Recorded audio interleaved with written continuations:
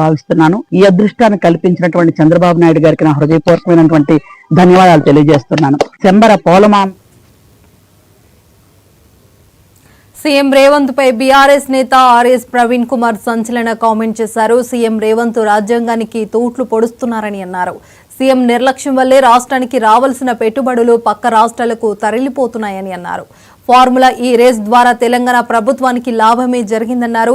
దానిని సీఎం రేవంత్ రెడ్డి కుంభకోణంగా చూపిస్తూ తెలంగాణ రాష్ట్రానికి రావాల్సిన నిధులను పక్కదారి పట్టిస్తున్నారని ఆర్ఎస్ ప్రవీణ్ కుమార్ ఆరోపించారు.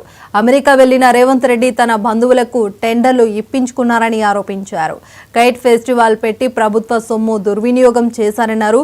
భారత న్యాయ సన్నధానము ఆర్టికల్ 316 చట్ట ప్రకారం సీఎం రేవంత్ రెడ్డి చర్యలు తీసుకోవాలని కోరుతూ నార్సింగ్ పోలీస్ స్టేషన్లో ఫిర్యాదు చేశారు. ఈ కార్యక్రమంలో బీఆర్ఎస్ నాయకులు ఆర్ఎస్ ప్రవీణ్ కుమార్, ముషిరాబాద్ ఎమ్మెల్యే ముఠా గోపాల్, ఎమ్మెల్సీ నవీన్ కుమార్ రెడ్డి తదితరులు పాల్గొన్నారు.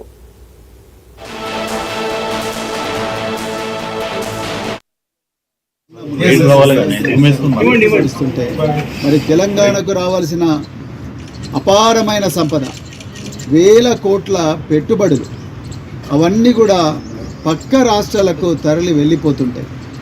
గత ప్రభుత్వం కేసీఆర్ గారు కావచ్చు, అంతకన్నా ముందున్న ప్రభుత్వాలు ఎన్నో కార్యక్రమాలు చేసినాయి. మరి ముఖ్యంగా తెలంగాణ వచ్చిన తర్వాత కేసీఆర్ గారు రాత్రింబవళ్ళు కష్టపడి ఒక గొప్ప తెలంగాణను తయారు చేయాలని మరి వందల వేల కోట్ల పెట్టుబడులు తెలంగాణలో పెడితే ఈరోజు రేవంత్ రెడ్డి గారి అనాలోచిత చర్యల వల్ల ఈ పెట్టుబడులన్నీ కూడా నాశనం అయిపోతూ ఉన్నాయి.